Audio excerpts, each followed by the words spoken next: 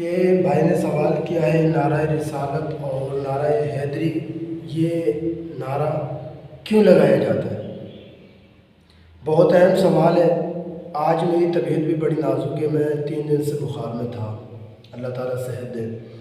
تو سب سے اہم بات جو ہے وہ یہ ہے کہ نعرہ حیدری اور نعرہ رسالت لگانا یہ کہاں سے ثابت ہے بھائی؟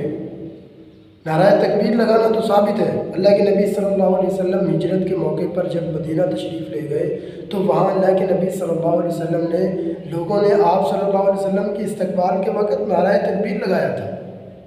ثابت ہے، یہ حدیث میں اس کے اور احوال آتے ہیں، مسلم کی روایت ہے اور صحیح بخاری کتاب الاذان من الدماء میں اس کی واضح حدیث موجود ہے۔ دوسری دلیل جو موجود ہے وہ یہ ہے کہ اللہ کے نبی صلی اللہ علیہ وسلم نے جب حضرت عمر فاروق رضی اللہ تعالیٰ عنہ کے لیے ہاتھ اٹھا کر دعائیں مانگی تھی، اس وقت اللہ کے نبی صلی اللہ علیہ وسلم نے جب حضرت عمر کے لیے دعائیں مانگی تو حضرت عمر نے اسلام قبول کیا نا۔ جب حضرت عمر آئے اسلام قبول کرنے کے لیے تو اللہ کے نبی صلی اللہ علیہ وسلم کے پاس جو صحابہ بیٹھے تھے ان صحابہ نے نعرہ تکبیر لگایا۔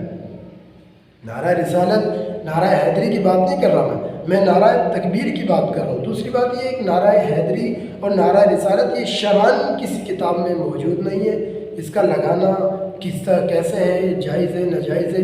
نعرہ رسالت اور نعرہ حیدری یہ کسی